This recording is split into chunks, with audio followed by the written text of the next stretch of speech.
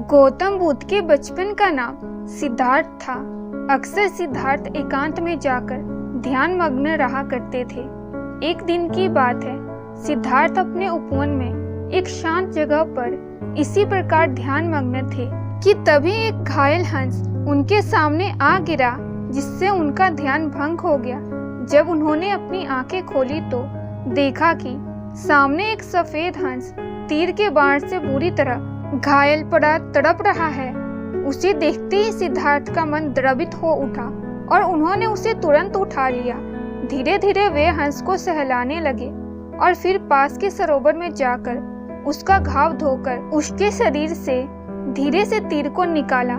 तीर के निकालते ही वह दर्द से तड़प उठा। तब सिद्धार्थ उसे धीरे से सहलाते हैं और उसके घाव पर पट्टी बांध देते हैं। उसी समय एक ओर से कुछ शोर होता है और उधर से उनका चचेरा भाई देवदत्त आता हुआ दिखाई देता है।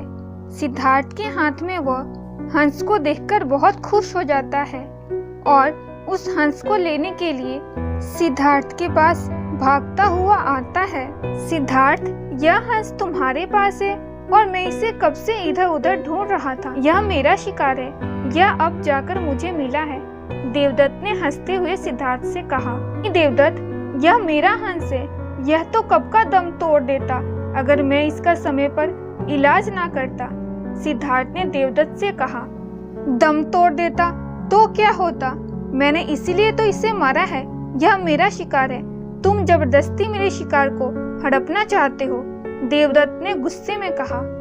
इसी तरह दोनों भाइयों में हंस के लिए बात विवाद होने लगा और यह बात धीरे धीरे बढ़ती गई।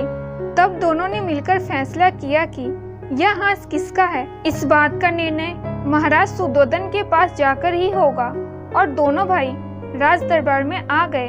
वहां उन दोनों ने अपना अपना तर्क महाराज के सामने रखा।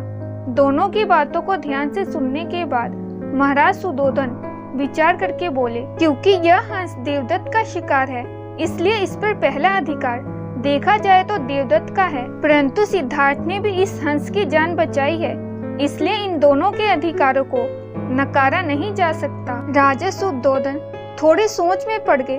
तभी उनका एक मंत्री उठकर आता है और राजा के कान में कुछ बात कहता है। बात सुनने के बाद राजा सुदोधन ने हंस को सभा में लाने का आदेश दिया।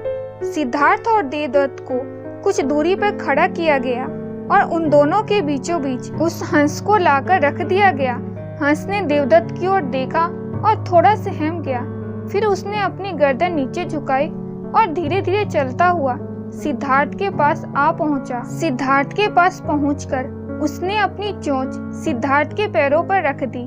फिर वहीं उसके पैरों के पास बैठ गया और यह देखकर सारी सभा दंग रह गई। इसके बाद राजा सुदोधन ने अपना निर्णय सुनाते हुए कहा, मारने से बचाने वाला बड़ा होता है। इस हंस ने अपने असली मालिक को चुना है, इसलिए यह हंस सिद्धार्थ का हुआ। महाराज सुदोधन का निर्णय सुनकर सिद्धार्थ की आंखों में एक चमक आ गई और वे उस हंस के शरीर पर अपना हाथ सहलाने लगे।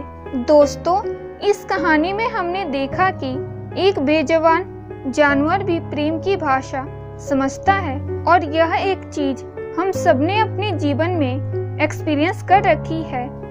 एक किसान के लिए उसके बैल उसके प्यार को महसूस कर सकते हैं। हमारे पालतू कुत्ते बिल्ली भी हमारे आत्मिक प्रेम भावना को समझते हैं, क्योंकि प्रेम एक ऐसा एहसास है जिसे समझने के लिए किसी भाषा की जरूरत नहीं, बल्कि इसे तो महसूस किया जा सकता है, जो कि हर एक जीवित प्राणी भी कर सकता है। इसलिए दोस्तों, हमें भी बेजुबान जानवरों के प्रति एक प्रेमपूर्ण नजरिए रखना चाहिए।